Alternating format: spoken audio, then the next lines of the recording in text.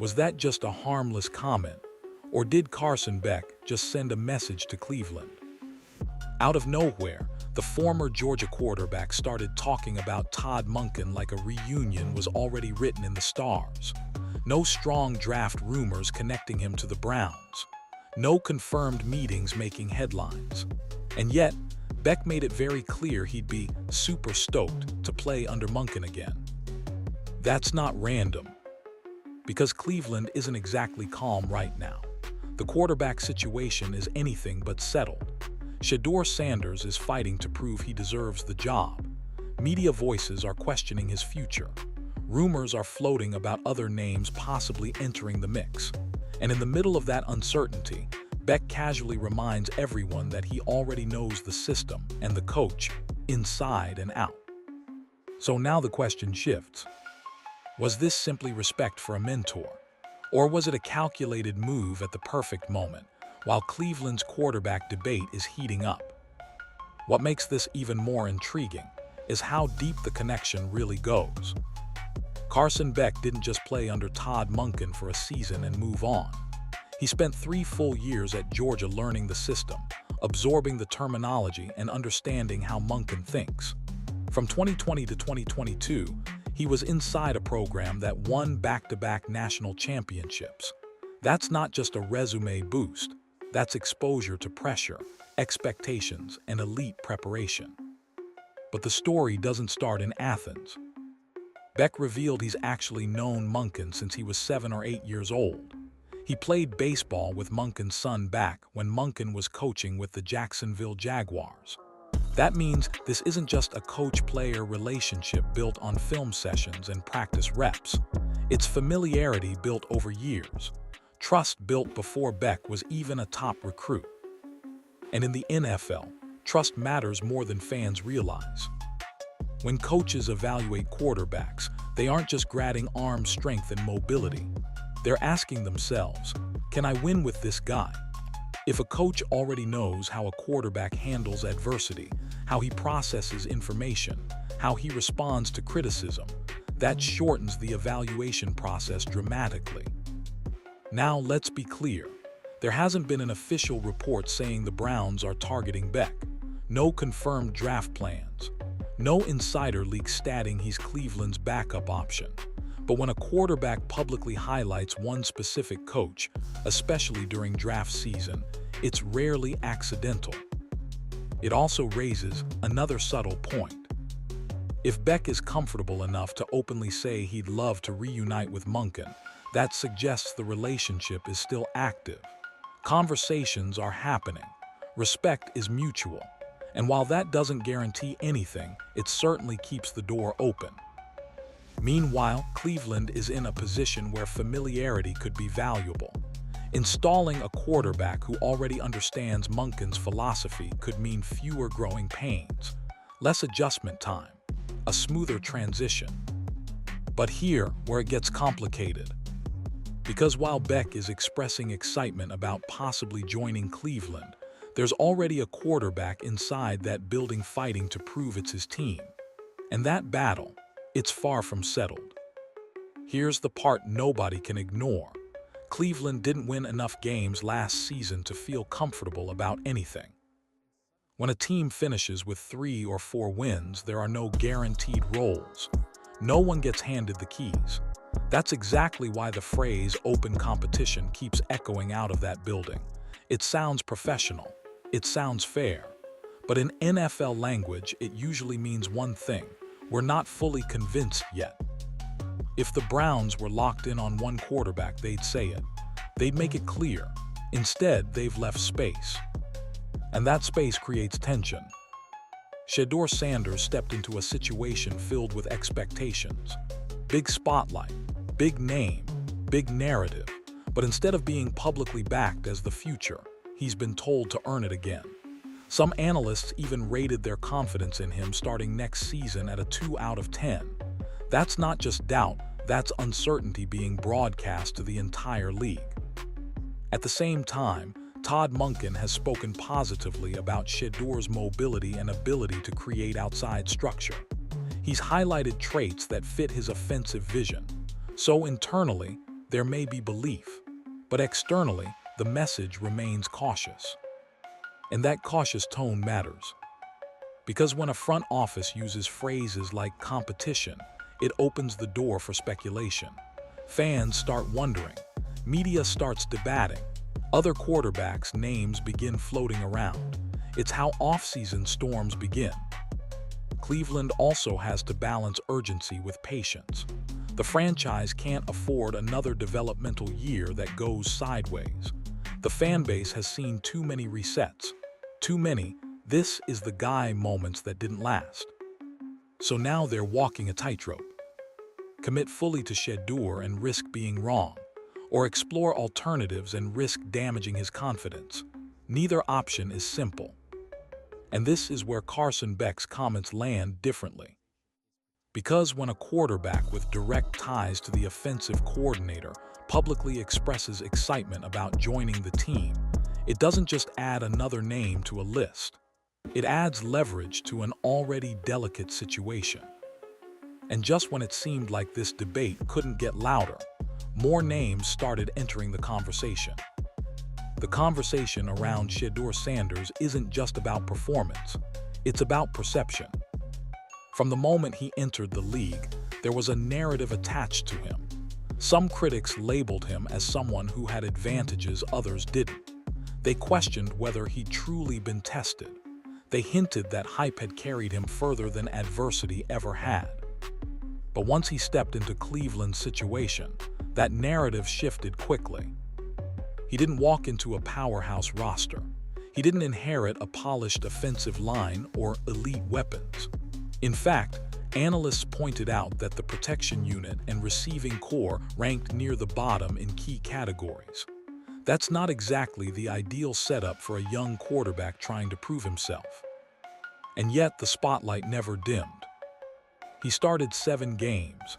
He showed flashes, pocket awareness, arm talent, the ability to extend plays when protection broke down, but the results were inconsistent. And in the NFL, inconsistency fuels doubt faster than almost anything else. Then came the commentary. Some voices argued that he hadn't done enough to secure the starting role. One prominent analyst openly said his confidence in Shedeur starting next season sat at a 2 out of 10. That's not subtle criticism. That's a public challenge. At the same time, there are supporters who believe Shedeur hasn't been given a fair runway.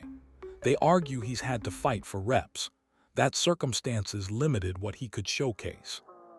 That development takes time, especially in a system still finding its identity. And here's the tension. The Browns have not publicly declared him the unquestioned starter. They've emphasized competition.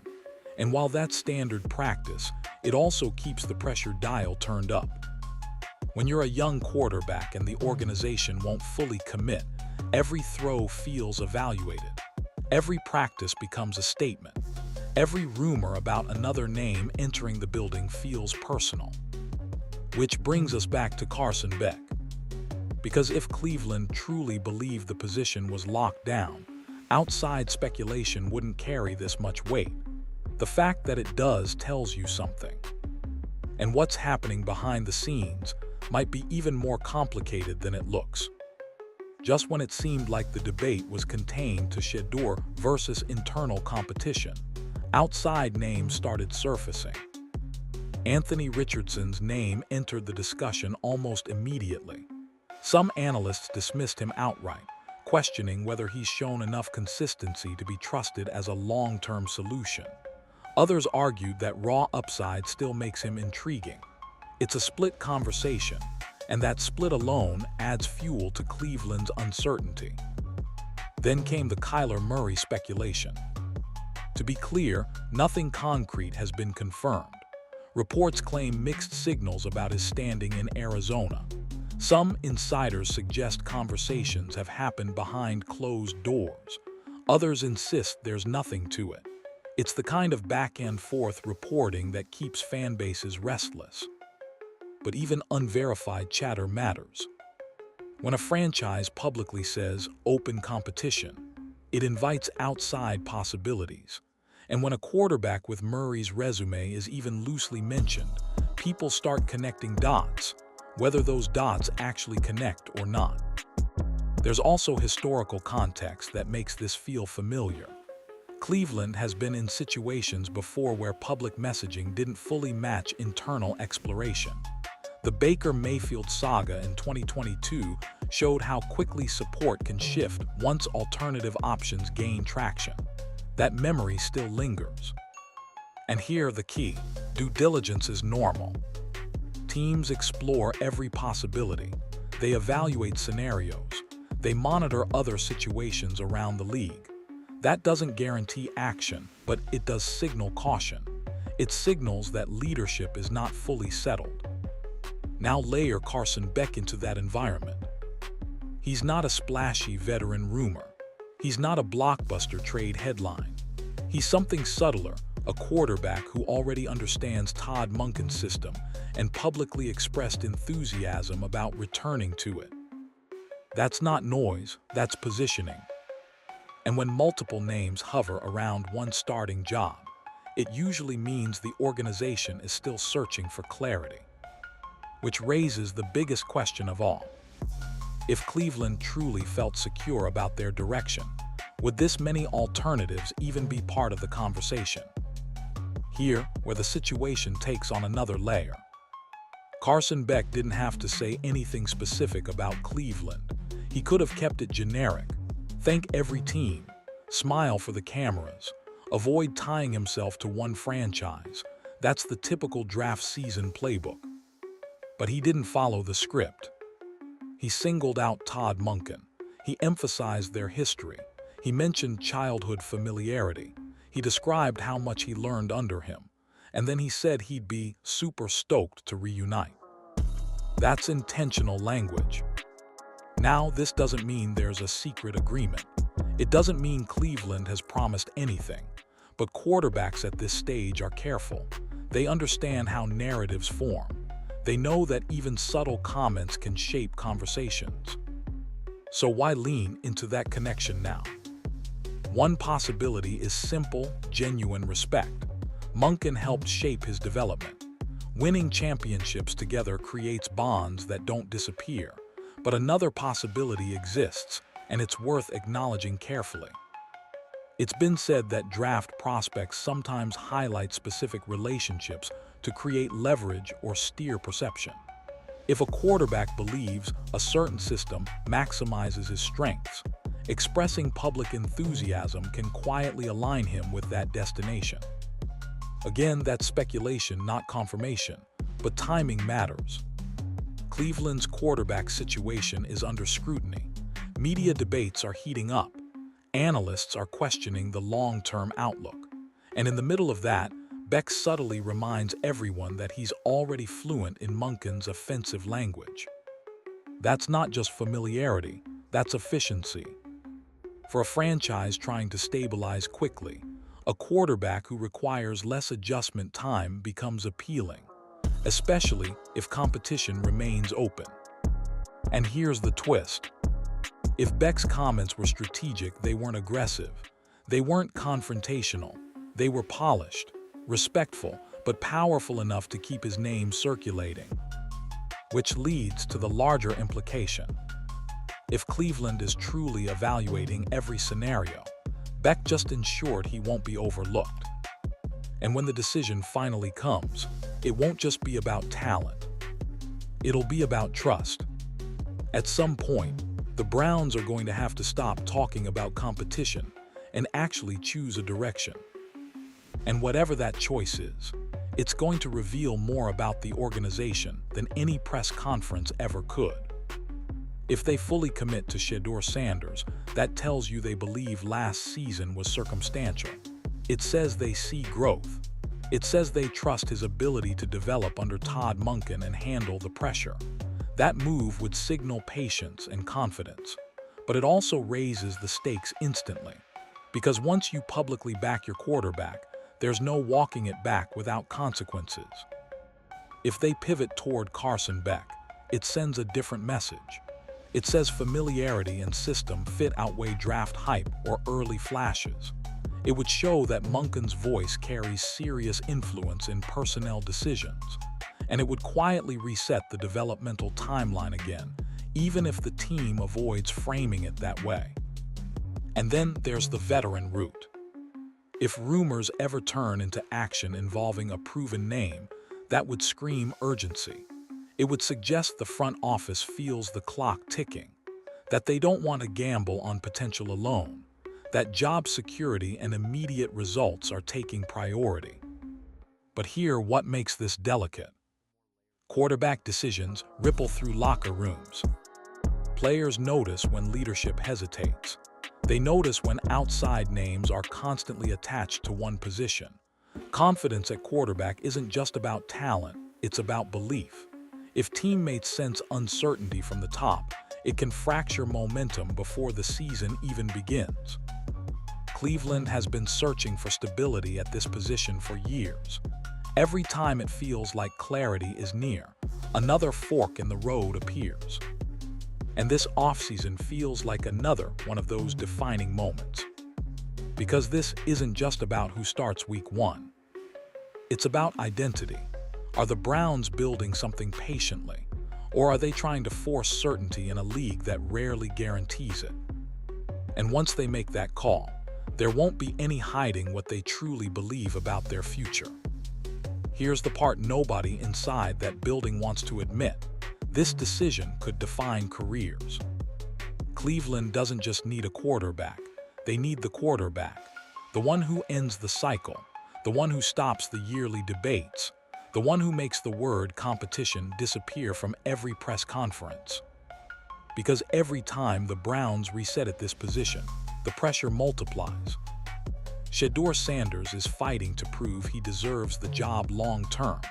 Carson Beck just made it clear he'd welcome the opportunity if it opened.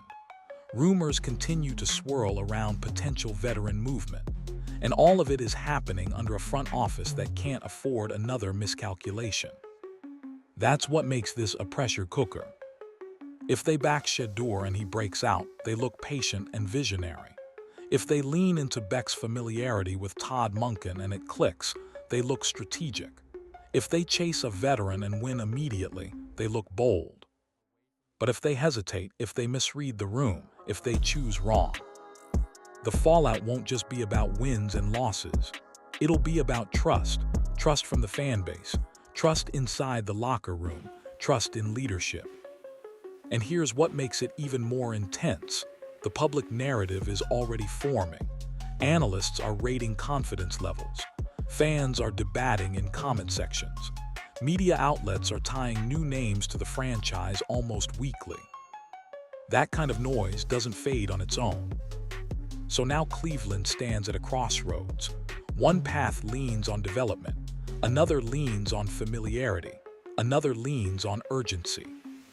And whichever direction they choose, it won't just answer who lines up under center. It will reveal how much conviction this organization truly has in its plan, and whether they finally believe they've found stability, or if they're still searching. Write conclusion and continuation for 100-200 words.